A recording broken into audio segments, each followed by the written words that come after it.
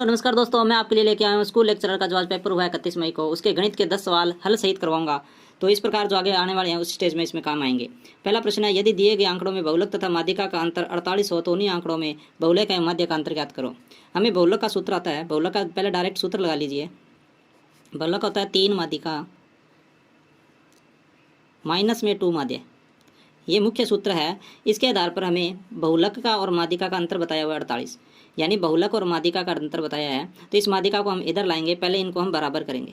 जब हम इनको बराबर करेंगे तो बहुलक में माध्यिका का अंतर बताया गया है। तो बहुलक और माध्यिका को हम इस तरफ लाएंगे, तो इसका मतलब इस माध्यिका को एक्स्ट्रा ला करके इधर घटाना पड़ेगा। इसमें से हमें एक माध्यिका ही कम कर देंगे, तो दोनों तरफ एक एक माध्यिका हमें कम करनी पड़ेगी। इसमें से एक माध्यिका हम कम कर देंगे और इधर भी हम एक माध्यिका कम करेंगे। इस प्रकार अब हमारे पास क्या मिला? हमें मिल गया जो उसने पूछा था, बहुलक माइनस में माध्यिका। ये हमें दिया हुआ है। ये देखो, बहुलक माइनस माध्यिका का अंतर 48 दिया हुआ है इनका। तो आगे हमें पास क्या बचा? ये एक माध्यिका इसमें से कम हो जाएगी, तो दो ही माध्यिका और दो ही माध्य हो जाएगा, दो कॉमन निकल जाएगा और बच जाएगा हमारे पास माध्यिका माइनस माध्य। अब हमें पता है कि ये 2 है और ये हमारे को 48 दे रखी है। हम इसको हम 48 रखेंगे तो 2 इधर आकर के बटे में हो जाएगा। तो हमें क्या मिला? हमें मिला माध्यिका माइनस माध्य। ये हमारी 1 नंबर सर्वसमीका बन गई। अब हमें इसी प्रकार बहुलक एवं माध्य का अंतर निकालना है। तो इसी सूत्र के आधार पर हम बहुलक और माध्य का अंतर निकालते हैं। बहुलक माइनस माध्य करेंगे इसको। तो पहले माध्य नहीं करेंगे, पहले अपने सूत्र लिख लेते हैं। जैसे 3 माध्यिका माइनस 2 माध्य। अब इसमें माध्य घटाना है, एक माध्य इधर घटेंगे तो एक इधर माध्य घटाना पड़ेगा। अब हमारे पास 3 माध्य बन गए, 3 माध्यिका बन गई, कॉमन 3 निकल जाएगा और जो पूछा गया उसका उत्तर हमारे को निकल जाएगा। इधर बना 3 माध्यिका और माइनस में माध्य। ये हमें दिया हुआ है, माध्यिका और माध्य में दिया हुआ है, जिसका मान हमारे पास 24 आया हुआ है। 48 में 2 का बाद 24, तो यहाँ 24 रखेंगे। 3 गुना 24 बराबर आएगा 72, यानी जो इसने पूछा था उसका उत्तर 72 आएगा। Option number 1। प्रश्न नंबर 2 अगला सवाल आया है, यदि बहुपद ax² + 5x + c में x - 2 तथा x - 1/2 का पूरा भाग चला जाता है तो इनका मान बताना में a का और c का। इसमें क्या संबंध है? यहाँ x - 2 रखा है तो x की जगह मान लिखना पड़ेगा हमें 2, और यहाँ x - 1/2 लिख रखा है तो हमें x की जगह मान रखना पड़ेगा प्लस का 1/2, निशान बदल जाएंगे। तो a का a रहेगा, x की जगह हम 2 रखेंगे, 2 का वर्ग 4 होता है, ये आ जाएगा 4 है। ये मान रखने पर यहाँ पर 5 है तो x का मान 2, 2 5 10 हो जाएगा, और प्लस में आ गया c बराबर में 0। इधर इसका मान अब रखें तो x की जगह में 1/2 रखना है, तो हमारे पास ऊपर तो a बचेगा, यानी 1a बटे में 2 दूनी 4 हो जाएगा, प्लस में 1/2 x की जगह रखेंगे तो 5/2 आ जाएगा, प्लस में c बराबर में 0। ये 2 सर्वसमीका है, इसमें 2 c कॉमन है तो हम c को इधर रखेंगे, बाकी को इधर कर लेते हैं पक्षांतर। ये इधर जाके माइनस का हो जाएगा। इस प्रकार 4a + 10c, यानी दोनों को मैंने ब्रैकेट में लिख लिया, इधर आके माइनस का हो गया। इधर c को अपने यहीं रखेंगे तो ये इधर माइनस जा करके हो जाएगा a + 4 + 5/2। इनको हम जोड़ लेंगे, इसको हम जोड़ेंगे तो ये दोनों का लघुत्तम 2, इसको डबल कर देंगे हम 10 और a, और बटे में आ जाएगा 4। जोड़ है, ये गुना नहीं है, यानी 10 + a आएगा यहाँ। अब इसमें c का मान ये आ गया और इधर भी c का मान ये आ गया, दोनों तरफ बराबर है, हम बराबर रख लेंगे। इधर है, दोनों तरफ माइनस हम छोड़ लेंगे। हमारे पास हुआ 4a + में 10, आगे हुआ a + में 10 बटे में ये 4 है, ये बटे में 4 इधर आके गुणा का हो जाएगा। इधर 4 को हम 4 से गुना करें 16a, 4 को हमने 10 से गुना किया 40, इधर पड़ा a + में 10, यानी a इधर आ जाएगा, घट जाएगा तो 15a बचेगा। ये 40 उधर चला जाएगा तो माइनस का हो जाएगा, वो भी माइनस का हो जाएगा 30, क्योंकि 10 आगे पड़ा है प्लस का। तो a की जगह में -2 चाहिए, तब हमारी समीका समतुल्य हो जाएगी। -2 रखेंगे 30 हो जाएगा, 15 बटे में चले जाएगा। तो a का मान हमारे पास -2 आया, तो b का मान यहाँ रख के देख लेते हैं, c का आ जाएगा। इस a का जगह -2 रखो, -2 रखेंगे -8 हो जाएगा, -8 10 में से घटाएंगे 2 बचेगा, 2 इधर जाके -2 हो जाएगा, यानी c का मान भी -2 आएगा। a और c दोनों बराबर आएंगे। किस ऑप्शन में है? ऑप्शन नंबर 2, a बराबर c। दोस्तों आशा करता हूँ ये सवाल समझ आ गया होगा। क्वेश्चन नंबर 3 है, रेखीय समीकरणों का युग्म 2x + 3y बराबर 7 है, a - b x + a + b y बराबर 3a + b - 2 समपाती रेखाएं। समपाती रेखा हमेशा बराबर होती है, जैसे a1 बटा में b1 बराबर a2 बटा में b2 और c1 a3 बटे में b3, यानी ये बराबर होगी। जैसे x का मान इधर x का मान है तो 2 इसके बराबर आएगा। जैसे हम लिख लेते हैं अपने पहले सरल समीकरण 2x a - b और ये भी x, इधर का है हमारे पास y का, वैसे y के लिखने थे अपने लिख लेते हैं पूरा 3y बटे में a + b और यहाँ भी y से y कट जाएगा, x कट जाएगा, हमें छोड़ना था ये x। अब हम तिरछा गुणा कर लेंगे क्योंकि आपस में बराबर है, ये चीज़ बराबर है, जोड़ नहीं है। 2 का हम इससे गुना करेंगे, 2 का 2a + 2b आ जाएगा। इधर 3 का a से करेंगे 3a - 3b आ जाएगा। ये 3 इधर आके माइनस का हो जाएगा, तो इस 2 को इधर ले आओ और इस b को इधर ले आओ। यहाँ पर 2a इधर आ करके 1a रह जाएगा, तो ये माइनस का 3b इधर आके प्लस का हो जाएगा, 2b और 3b 5b हो जाएगा। हमारे सामने a का मान 5 आया है और b का मान 1 आया है। a का मान 5 आया है और b का मान हमारे पास 1 आया है, और ये अपना आंसर है, ये अपने ऑप्शन है 2 में है। दोस्तों आशा करता हूँ सवाल समझ आ गया होगा। अगला सवाल देखते हैं। यदि 3 सहित 1/x - y सहित 2/5 बराबर 2 सहित 3/5 हो तो x y का मान है, जहाँ x तथा y वास्तविक संख्या है तो x बराबर 0 नहीं है। इसमें भिन्न दे रखी है ये, जैसे इसको हम सरल भिन्न में करेंगे तो 3x को गुणा करेंगे तो 3x आएगा, प्लस में 1 बटे में x ये आएगा, इसका भिन्न को हम सरल भिन्न करेंगे। ये माइनस के 5y प्लस में 2 बटे में 5, इसी प्रकार इसको करें 5 दूनी 10 और 3 13 बटे में 5। हमें x y का मान निकालना है। x तथा y वास्तविक संख्या जो 0 के बराबर नहीं है। अब हम क्या करेंगे, ये 5 है, इसमें 5 इसको हम इधर ले जाते हैं तो दोनों जुड़ जाएंगे लघुत्तम लेकर के। यहाँ आ जाएगा 3x + 1 बटे में x, आगे पड़ा है 13 बटे 5, ये माइनस का उधर जाके प्लस हो जाएगा, ये बनेगा 5y प्लस में 2 बटे में 5। दोनों का लघुत्तम समान है तो ऊपर वाली संख्या सीधे ही जुड़ जाएगी। यह है 3x + 1 बटे में x बराबर, नीचे की संख्या में 5 रहेगा, ऊपर 5y पड़ा है लेकिन 2 13 में जुड़ जाएगा, ये 15 हो जाएगा। ये भी 5 से कट रहा है, ये 5 से कट रहा है, हम कॉमन निकालेंगे तो हमारे पास यहाँ पर तो 1 बचेगा इस 5 में, इसको हम काटेंगे तो 3 बचेगा, यानी y + 3 आएगा, इस 5 से कट जाएगा। ये कॉमन लेके काटोगे तो 5 बार कट जाएगा।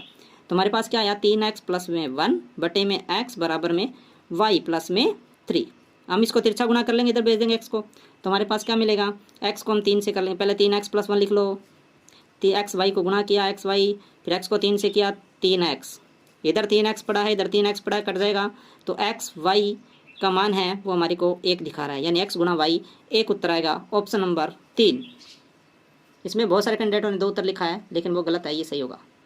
क्वेश्चन नंबर 5 है, n प्रेक्षणों का माध्यम x बार यह समांतर माध्य है। यदि प्रथम प्रेक्षण में 1 की कमी, दूसरे में 2 की, तीसरे में 3 की कमी और इस प्रकार लगातार कमी की जाती है तो नया माध्य क्या आता है। यानी हम प्रत्येक में से एक अधिक घटा रहे हैं, एक अधिक घटा रहे हैं, तो इसका मतलब एक माध्य कम हो जाएगा। इसमें से एक माध्य कौन सा कम हो रहा है, यानी ये तो दोनों जुड़ रहे हैं, ये अधिक बता रहा है, ये दोनों ऑप्शन ही गलत हो जाएंगे। कम हो रहा है, कम तो इसमें हो रहा है, यानी समांतर माध्य फिर कम हो जाएगा, फिर समांतर माध्य ज़्यादा है फिर कम हो जाएगा, यानी कमी हो रही है तो हमारी कमी माइनस वाली आएगी। आपको मैं उदाहरण के तौर पे 3 अंक या 5 अंक लेके दिखा दूँ। पहला अंक 2 मान लो, दूसरा 3 मान लो, फिर 4 मान लो, ये 3 मान लो, ज़्यादा मानना है तो 5 और 6 मान लो।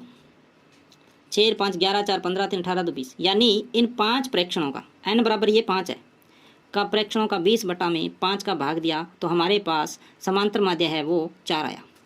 अब मैं सभी में एक एक की कमी कर रहा हूँ। अब इसमें 2 में से 1 कम करके देखते हैं। इस 2 में से पहले 1 कम करेंगे तो हमारे पास 1 आएगा, फिर इसके अंदर हमें 2 कम करना है फिर 1 आएगा, इसमें हमें 3 कम करना है फिर 1 आएगा, इसमें हमें 4 कम करना है फिर 1 आएगा, फिर इसमें 5 कम करना तो 1 आएगा। इसी प्रकार ये 5 संख्या थी, 5 बटा 5 समांतर माध्य हमारे इस बार 1 आया है, समांतर माध्य हमारे पास 1 आया। 4 से अब 3 हो गया। अब इस तरफ तो 4 है ये मान लीजिए। अब इसमें से 1 किसका आ रहा है, n बराबर 5 रख के देख लीजिए। यहाँ पर मैं इन दोनों को नहीं लेना, 3 नंबर ऑप्शन से लेते हैं। 3 नंबर ऑप्शन है ये 5, 5 में से 1 जोड़ेंगे 6, 6 में 2 का भाग देंगे 3 आएगा। तो इसका मतलब 4 में से 3 कम हुए हैं तो हमारे पास 1 उत्तर आ गया। इस प्रकार ऑप्शन नंबर 3 होगा। इसमें 5 और ये 6 हो जाएंगे, 6 में 2 का भाग दें 3, 3 5 15, पहले 4 था फिर 15, इसमें से कोई ताल्लुक नहीं रखता 15 का, तो इसका मतलब ये ऑप्शन गलत है। प्रश्न नंबर 6, एक ठोस लंबवर्तीय बेलन को पिघलाकर समान आकार के 12 ठोस गोले बनाए जाते हैं। बेलन का व्यास, ऊंचाई दे रखी है, प्रत्येक गोले का व्यास ज्ञात कीजिए। हमें व्यास यानी डी ज्ञात करना है। पहले हमारे पास एक बेलनाकार है इस प्रकार, जिसकी हमें व्यास 16 दे रखा है, तो इसकी त्रिज्या है वो 8 आ जाएगी। ऊंचाई इसकी 2 सेमी आ जाएगी। इसको हम पिघला करके गोले बनाए जाते हैं। गोले, प्रत्येक गोले का व्यास ज्ञात करो। कितने? 12 गोले। तो ये 12 गोले गुना में एक गोले का आयतन, ये चीज़ हम बराबर कर देंगे तो हमारी सभी चीज़ें निकल जाएगी। इसका आयतन होता है पाई आर स्क्वायर एच। 12 का 12 गोले हैं। गोले का आयतन होता है 4/3 पाई आर की क्यूब। पाई से हम पाई काट सकते हैं। आर इसमें 8 दे रखा है, 2 बार लिख लीजिए, 8 × 8। एच हमारे पास 2 रखा है। इधर हमारे पास 12 × 4/3 है। आर को 3 बार लिखना है क्योंकि आर हमें ज्ञात करनी है। 4 8 से कट जाएगा 2 बार, और 3 इधर आके गुना होगा। 3 को हम 12 से काट सकते हैं तो 4 आएगा। इधर से ये 4, ये 2 दूनी 4 कट जाएगा, 8 बचा, यानी आर की क्यूब है वो 8 आया। इस क्यूब को उठाएंगे, इसका घनमूल हो जाएगा, तो आर बराबर हमारे पास 2 सेमी आया, तो डी हमारा आ जाएगा 4 सेमी, दुगना हो जाएगा। Option number 3।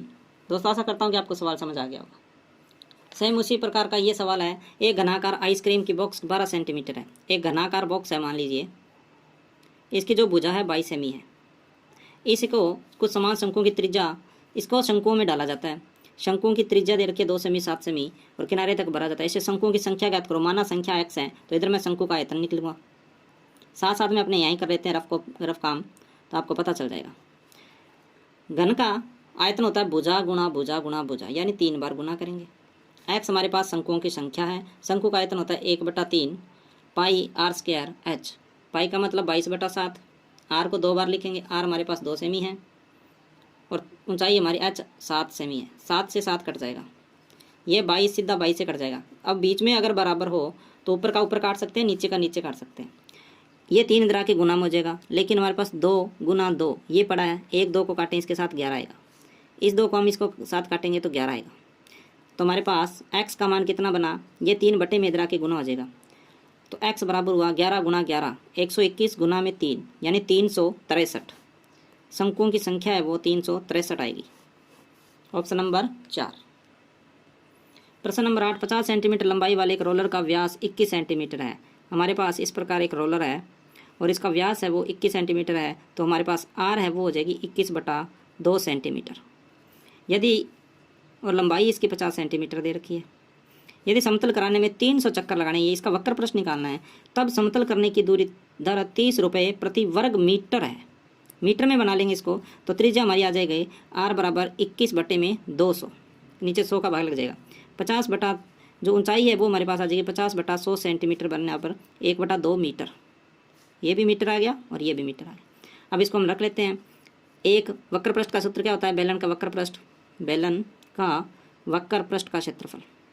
संपूर्ण नहीं निकालना क्योंकि वक्र की तरफ घूमता है ये। इसका सूत्र होता है 2πRh। चक्कर हमारे पास लगाए उसने 300, तो पहले हम 300 लिख देंगे।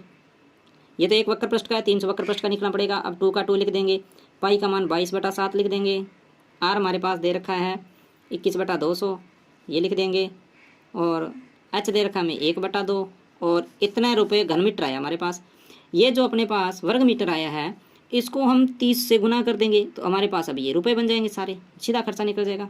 अब 300 की 2 जीरो इसकी 2 जीरो के साथ कट जाएगी, ये 2 इससे कट जाएगा, ये 7 इससे कट के 3 हो जाएगा, 2 22 से काटेंगे तो हम 11 आ जाएगा। सीधा है 3 तिया 9 तिया 27। ऐसे ना करो, 3 तिया 9 को 11 से गुना कर लो, 99 हो जाएगा, गुना में 30 हो जाएगा। इतने रुपए अपने पास आंसर आएगा। 0 का 0, 9 तिया 27, 2 हासिल, 9 तिया 27 और 2 2970 रुपये हमारे पास इसका कुल खर्चा आएगा। Option number 1। दोस्तों आशा करता हूँ कि सवाल समझ आ गया होगा। अब हमारे पास रीजनिंग के 2 सवाल बच गए। एक परिवार में P Q R S T U 6 सदस्य हैं। पी क्यू का पिता है, पी है वो क्यू का पिता है, यानी क्यू है बेटा, और इसका जो पिता है वो पी है। जो सोर्स होता है उसको हम मेल से निर्देशित करते हैं। एस की शादी आर से हुई है। यह कह रहा है एस की शादी है वो आर से हुई है, लेकिन ये पता नहीं चला कौन इसमें मेल है कौन से फीमेल है। हम गोल घेरा और चोर्स नहीं लगा सकते। जो कि टी की माता है, अच्छा एस है वो टी की माता है, जो एस है वो टी की क्या इसकी माता है, तो इसका मतलब ये फीमेल है, तो ये ऑटोमेटिक ही अपना मेल बन जाएगा। ये इसकी माता है। आगे कह रहा है यू टी के दादा है, यू टी के दादा यहाँ जाएगा, ये इसकी माँ है लेकिन ये इसका पिता है, पिता का पिता होगा, पिता का पिता यू होगा, ये इसका दादा है, दादा है तो हम इसको चौरस खाने में लगा लेंगे। तथा आर पी का भाई है, आर है वो पी का भाई है, ये पूरा का पूरा चित्र यहाँ आके रखा जाएगा, पी के बराबर करना पड़ेगा आर के, यानी ये दोनों भाई हो गए, ये इसका पुत्र या पुत्री है, कोई एक है इसमें, इसका कन्फर्म नहीं है क्यों का। आगे कह रहा है यू क्यू से किस प्रकार संबंधित है। अगर क्यू यू से पूछता तो हम नहीं बता सकते, इसने पूछा है क्यू से किस प्रकार संबंधित है यू, तो क्यू से हम देखते हैं क्यू का जो पिता है उसका भाई चाचा या ताऊ, उसका पिता है वो दादा होगा, यानी क्यू से यू है उस दादा से संबंधित है। ऑप्शन नंबर 3 आएगा इसका। अंतिम क्वेश्चन है 10 नंबर, श्रेणी का अगला पद है 2, 7, 17, 29, 41। 2 7 से 5 बड़ा है, 7 17 से 10 बड़ा है, 17 29 से 12 बड़ा है, 29 41 से भी 12 बड़ा है। इसका मतलब 5 10 12 12 ये किस प्रकार का संबंध बन रहा है, संबंध देखना अपने को, यानी पहले ज़्यादा बड़ा फिर थोड़ा कम बड़ा फिर बड़ा ही नहीं, इसका मतलब आगे बढ़ने वाला तो है ही नहीं चांस, यानी 12 से ज़्यादा कतई नहीं बढ़ सकता। अगर हम 41 में हम 12 बढ़ाएंगे तो 53 आएगा। अगर हम 53 इसमें देखें तो ऑप्शन नंबर 4 ही आ रहा है। अगर इसमें से कम बढ़ाएंगे 11 या 10 बढ़ाएंगे, ये सीरीज बढ़ रही है लेकिन आगे आके घटने स्टार्ट होगी, इसका मतलब इसमें 12 ही बढ़ा सकते हैं हम, 12 बढ़ाएंगे तो हमारे पास 53, ऑप्शन नंबर 4 आएगा इसका। दोस्तों आशा करता हूँ कि ये आयु आज के स्कूल व्याख्याता के 10 क्वेश्चन हैं जो आपको अच्छी तरह से समझ में आ गया होगा। अच्छी तरह समझ में आ गया तो वीडियो को लाइक करके चैनल को सब्सक्राइब जरूर कर लेना। इस प्रकार गणित के सवाल ट्रिक सहित समझाऊंगा। पूरा वीडियो देखने के लिए आपको बहुत बहुत धन्यवाद।